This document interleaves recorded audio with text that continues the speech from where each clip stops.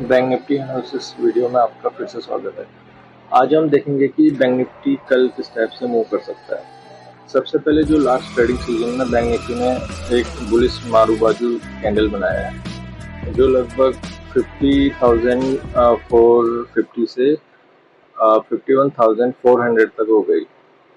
तो यहाँ पर को हम सबसे पहले क्या एक साइकोलॉजी समझेंगे मार्केट की, मार्केट करना क्या जा रहा है। तो जैसे ये एक रेंज बनाई थी, मार्केट यहाँ से ऊपर गया फिर नीचे आया फिर ऊपर को गया, फिर एक रेंज में कंसोलिडेशन करता रहा मार्केट।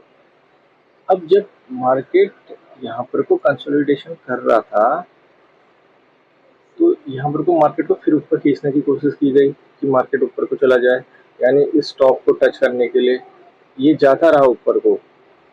जो बायर्स हैं वो पुश करते रहे प्राइस को, लेकिन जो सेलर्स हैं उन्होंने क्या किया, उसको नीचे को लाते रहे। जैसे यहाँ पर को नीचे को तो लाई लेकिन वीक बनी, बायर्स थोड़ा ऊपर को ले गए, फिर बायर्स थोड़ा ऊपर को ले गए, वीक बनी।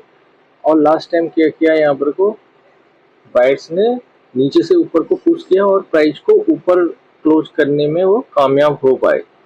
और जो नेक्स्ट कैंडल जो थी हमारी लास्ट ट्रेडिंग सीजन की, उसमें क्या था कि यहाँ कोई वीक नहीं बनी। इस कैंडल में जो ये बुलिश मारूबुजू बनी है, इसमें नीचे से ही बायर्स क्या हुए, फुल स्ट्रेंथ के साथ ऊपर को पूरे जो प्राइस को उन्होंने क्या किया, बैंक निफ्टी को ऊपर को पुश करते रहे। उसमें उनके कंपोनेंट भी उस दिन अच्छे चल पाए। एचडीएफसी बैंक और आपका मेनली कोटक एसबीआई अच्छे चले बैंक। तो क्या हुआ, लगभग बैंक निफ्टी को वो 900 पॉइंट ऊपर ले गए। तो यानी कि ये एक बुलिश मारूबुजू है। यहाँ पर को ये क्या दिखाती है कि बायर्स यहाँ पर को एक्टिवेटेड हो चुके हैं। अब कल क्या हो सकता है, बैंक निफ्टी जो ये बुलिश मारूबुजू बनी है, इसका आधे पार्ट्स तक कल वो नीचे को आ पाए, यानी कि जो सेलर्स हैं वो ऊपर से पुश करें बैंक निफ्टी को और इसके आधे पार्ट्स तक बैंक निफ्टी को खींच के नीचे को लेके आए।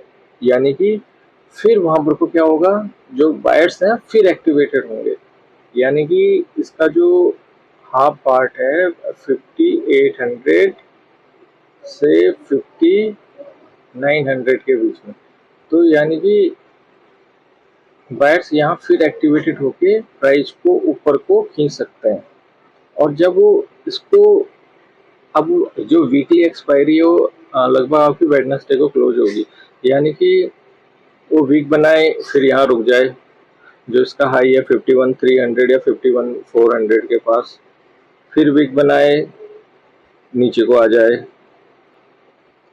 और लास्ट दिन क्या करे, जो वीकली एक्सपायरी होगी वेडनेसडे को, उस दिन हाफ पार्ट से वो इसको ऊपर को ही पूरा खींच देगा, क्योंकि इसका हाई वो क्रॉस कर देगा जो लास्ट ट्रेडिंग सीजन का हाई था, यानी कि 51,400 उसको ब्रेक करेगा तो प्राइस फिर इस रेंज तक जाने की क्षमता रखता है। यानी कि जो ये रेंज क्या है 51,784 और जो मैंने पहले बताया था 51,808, यहाँ तक प्राइस फिर एक बार सेलर या शॉर्ट कवरिंग आएगी तो सेलर के स्टॉप लॉस को हंट करने के लिए ऊपर जा सकता है।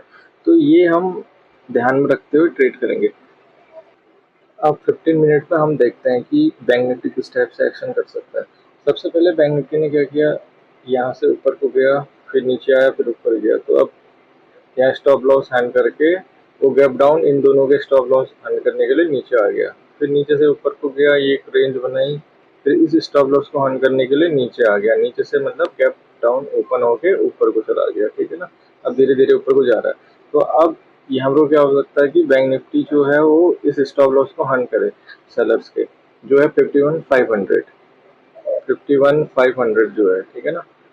तो यहाँ से अगर वो गैप डाउन होता तो आप इसमें क्या कर सकते हैं कि कॉल साइड में ऊपर जा सकते हैं, फिर वही टारगेट हो जाएगा यहाँ पर आपके पास, ये वाला 51,400 ये टारगेट होगा नीचे से। अगर 50,800 या 900 से वो चलना शुरू करता है ऊपर को, या फिर अब उसको क्या करना पड़ेगा, वहां से अगर आप 5900 देखते हैं तो यहाँ पर को या तो फिर वो ऊपर से नीचे गिर जाए, यहाँ से पहले या फ्लैट ओपन होके वो 50, 100, 800 या 900 आए और फिर ऊपर को निकल जाए, ठीक है ना।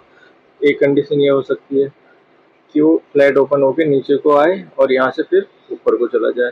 दूसरी कंडीशन हो सकती है तो गैप डाउन ही ओपन हो जाए वो 50, 100, 800 के पास, 50,000 800 के पास, और फिर वहाँ पर कोई रेंज बना के ऊपर को निकल जाए। तो ये दो कंडीशन हो सकती हैं। तीसरी कंडीशन क्या हो सकती है कि वो माना बहुत ही गैप आप ओपन हो जाए यहाँ पर को 51,500 के पास, ठीक है। और 51,500 के पास अगर वो ओपन होता है और यहाँ कोई रेंज बनाता है, ठीक है ना, ये हम लोग कोई रेंज बना के वो फिर नीचे आ जाए वही 5900 के पास और फिर ऊपर को निकल जाए। 5900 के नीचे तो आपको फिर बियरिश ही होना पड़ेगा नीचे को, ठीक है ना। अगर 50,900 के नीचे जाता है तो बियरिश टेरिटरी में ही आएगा वो, ठीक है। तो अगर वो तो तीन कंडीशन यहाँ पर को हो गई आपके पास।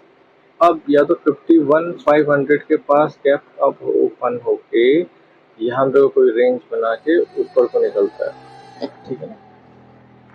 तो उसमें क्या होगा कि शॉर्ट कवरिंग आ जाएगी, क्योंकि जो ये पुलिस मारा बाजू का यहाँ से यहाँ तक का जो फर्स्ट कैंडल थी लास्ट ट्रेडिंग डे की,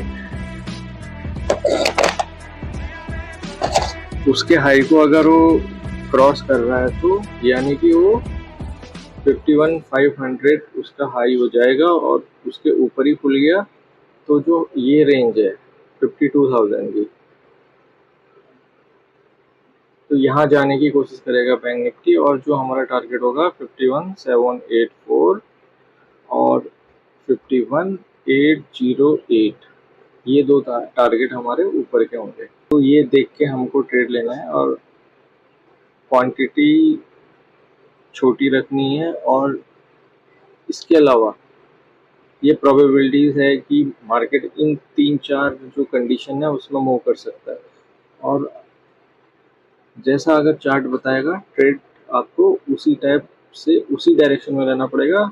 अकॉर्डिंगली अपने इमोशन कंट्रोल करके ट्रेड काउंटर ट्रेड लेना पड़ेगा, क्योंकि मार्केट में कुछ भी हो सकता है। लास्ट टाइम में अगर कोई न्यूज आ गई वर्ल्ड रिलेटेड, ग्लोबल रिलेटेड, तो आपको अकॉर्डिंगली अपना जो ट्रेड है वो काउंटर मतलब रिवर्स करना पड़ेगा। तो ये समझ के ट्रेड लीजिएगा। बाकी आपका दिन शुभ हो। Thank you. अगर आपको वीडियो पसंद आई हो तो लाइक एंड सब्सक्राइब कीजिएगा। जय हिंद।